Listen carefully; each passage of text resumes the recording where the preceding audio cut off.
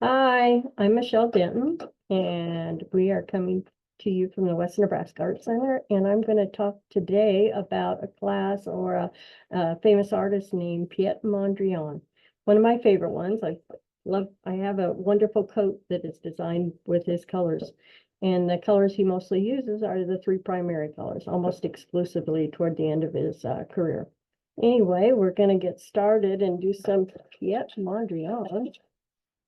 Let's see. So he was a Dutch painter, and he lived from 1872 to 1944. And he was a leader in the development of modern abstract art. And he's known for a very signature style. And you can see one of the examples of his paintings up here. In fact, he even decorated his studio down below, even made his studio look like his paintings. So everywhere he went, his clothes, his studio, his car, everything was designed with his grid style. So it's kind of fun to do, and I'll show you how and why he did it this way. It's an abstract type of art, and abstract means it doesn't look like something in particular. It doesn't look like a tree or a car or a house, but he uses those things as his basis, and we'll talk a little bit about that. So the supplies you're going to need today, you're going to need paper to draw on, another paper to protect your desk because we're going to use markers, and sometimes markers bleed through your paper and will mess up your desk or whatever else you're drawing it on. You're going to just need a pencil, maybe one with an eraser on it if you need that, a ruler, and I've got this nice clear ruler. I like this a lot because I can see where my lines are underneath it. Markers, you're only going to need 3 colored ones in the black. You're going to need red, blue, and yellow. And those are the 3 primary colors. And we'll talk a little bit about what it means to be a primary color. And then you're going to need black.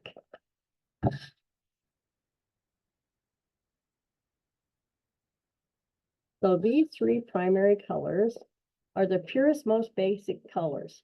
All other colors can be derived from these 3 colors. So Piet Mondrian wanted to simplify his art to the very, very basic lines, basic shapes, and basic colors.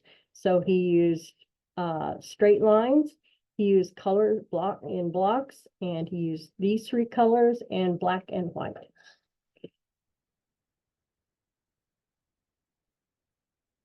I'm going to show you a few examples of his artwork. And he did all kinds of artwork. This is what he's most famous for, though. Just these grids of colors. And you can see that the top one's got all kinds of little dot or little squares inside of the lines. That's fun. And the bottom one is made out of the colored lines.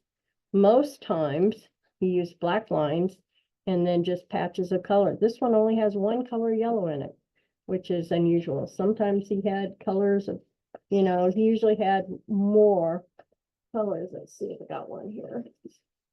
Anyway, so we are going to start primary colors, red, blue, and yellow, and use horizontal and vertical lines.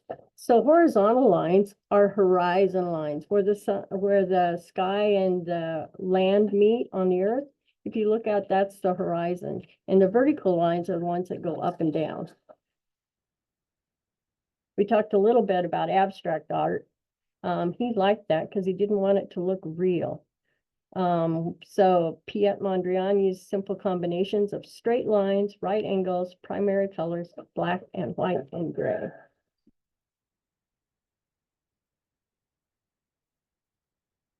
So he started out, he was a Dutch artist, remember I told you, in Holland. They have lots of windmills, and so he would draw windmills. So he started out drawing things that looked very realistic, like the top picture. Then the bottom picture starts to get a little more abstract. He simplified the shapes more, but you can still see like the horizon line and then some vertical lines in there. Even in the top one, you can see vertical and horizon lines.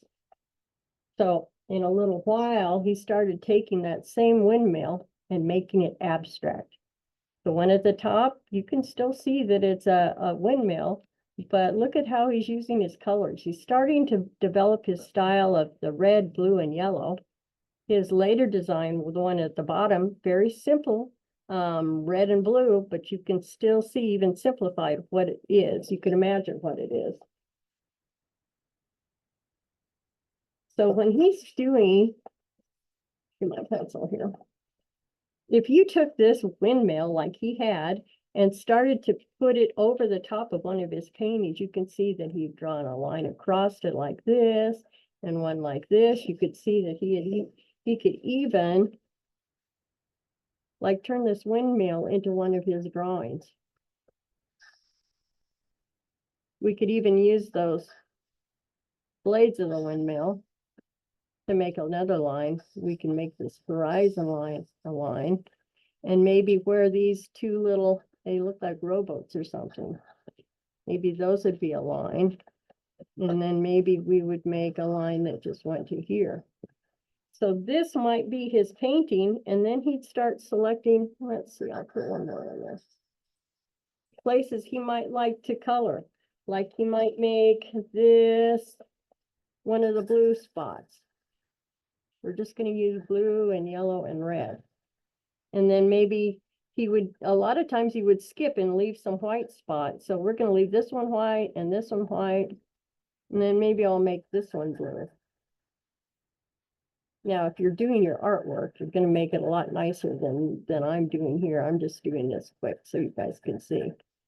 So I don't want the colors necessarily to touch each other, but maybe I'll do this one blue. That's the part that's kind of hard for me, is deciding which ones are going to be red, which one's yellow, which one's blue, which one's to save and leave them white. And maybe I'll make this one red. And then we need a couple yellow ones. So we got this one down here that can be yellow. And maybe we'll make this one yellow. So see how he has turned his original painting of a windmill. He's made it into his very simplified artwork that he did in the later 40s. He did do a couple of blacks in there, so let's put a couple of them that are black. Maybe this one here. So we have turned his painting of the windmill into one of his later pictures. Here's another example that I like to look at of his. It's a simple tree. You can tell it's a tree, but it's still abstract. It doesn't look like you'd look out the window and look exactly at a tree. But he's using the same colors, most primarily red and blue and lots of black in there. I don't see the yellow. But then down below, he's done just a black and white drawing, and it's getting more and more simple. This is a picture of that same tree that he has really simplified. In fact, now that I'm looking at it, it might even be upside down. I can't tell. Let's see if we turn it around. Could be that way, hard to tell. So it's definitely abstracted. So if we take this tree, he could have used this. You still can start breaking up the lines.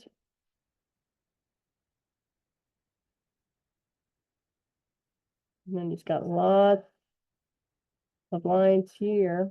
And maybe this is where the one picture I showed you had all those little tiny squares. Maybe make the leaf area into all those little tiny squares. I'm just giving you some examples. So when you start to create your own Mondrian, you can think about, it could start out as a car or a horse or a lake, something you're familiar with, and you can change it to make it really unique. So some tips for today: put your name on the back of your paper, because these drawings are going to look very similar to everybody in your classroom. And so if you need to find out whose is whose, it would really help your teacher and yourself to have your name on the back. You're going to draw things in pencil first. You're going to draw all the lines in a black marker.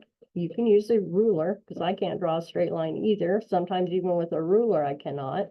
You're going to design the colors of your boxes. This is what was kind of hard for me, is once you get all your lines drawn in, wow, how are you going to decide what's red, what's yellow, what's blue? I suggest you use about a third of them white, leave about a third of them white, and then make a few smaller ones in black. So just practice and see what you come up with. Also, remember to use paper underneath your drawing to protect your table. I'm really messy, and that's a trope. That's something I have trouble with all the time, making my space messy. So on your white piece of paper, I have already lightly drawn some lines on there just to help myself out. And I'm going to show you how to start using your marker and your ruler to draw some lines in there. Let's see. Sorry, I'm going to switch it around. I'm more familiar with it going this way. For me, I draw the bottom line on. This is the horizon line, horizontal, meaning going along the horizon. And I've got my paper underneath it. Maybe I should move all of these so they don't get dirty. So here's my scratch paper underneath it. You can see that I've been using this and can bleed through. So then you make your next mark, because I want this to be a wide black line.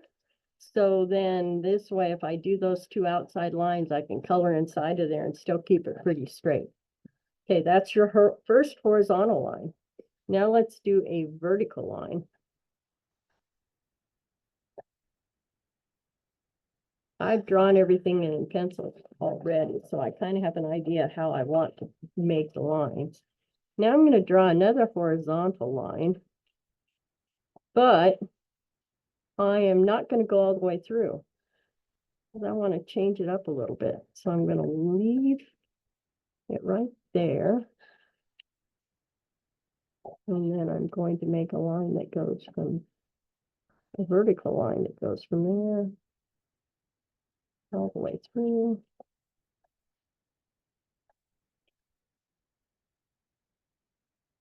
Another vertical line.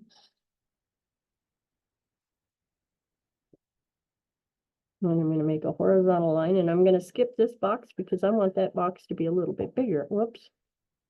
See, there it was writing on top of that ruler and not down on the paper. Now, when I draw that first line, I can lay my ruler over, and there's those little hash marks all around the measurement marks, and you can that helps you make your lines a good width if you put it in the same spot each time.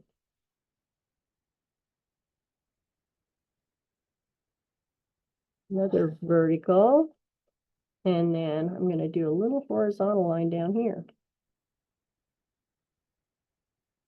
And I'm going to skip this one, and I'm going to finish it off here. We'll raise it up a little bit. Go across there, skip that one. So there's our drawing. We're ready to design it now. So then you would go in and fill in all those lines in between the two lines. Fill them all in with blacks. And I'm kind of sloppy. You can see it's not perfect there. I just take my time. You get a little bit out of the lines there. Then we need to decide what colors are we going to put in the squares. I'm thinking, I think I might make this one blue. Now I'm writing kind of dark, but if you just maybe just bright blue, and you don't want to write in where the yellow will be, maybe just make a little dot, or you could just make a little dot for yellow. Actually, I was going to put my yellow here, and a little yellow here, a little yellow there, because then when I get to the yellow, I can erase that. Otherwise, it'll show through with my markers. The red and the blue will probably cover it up. So this one's going to be red, and this one will be, whoops, this one will be blue, and this one will be blue. This helps me. And what I did at home that helped me a lot is I actually took some construction paper in those colors and cut the colors out and laid them on there, because then it made more sense. It helped me decide where to put everything. So then I just started coloring things in. Now I put an X where I wanted to totally color it in black. So I'm going to color it all in black, this one. And the other one is hard for you to see. I know it looks like the same color, but I've taken a blue marker and made it blue up there so I could make that into blue. Now, when you're doing your yellow, you have to be careful of the edge right there and right there, because the yellow marker will pick up some of that black and it might make it look kind of green. Can you see where it is right there? That's because my yellow marker grabbed some of that black and then changed it. So you can just take it over your paper like this and clean off your marker.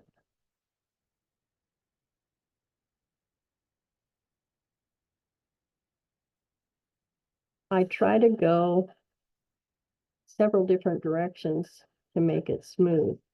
Now, see, when I'm at the edge here, if I go like that, I don't curl my paper up. Or you could go this way. Whoops, see what I did? I did just like what I told you not to do. Now, if I go this way to make it smoother, I'll come back and do a second coat over it, and I'll go the other direction to kind of smooth it all out. So after you get finished with that, you've got your first Mondrian paintings all done.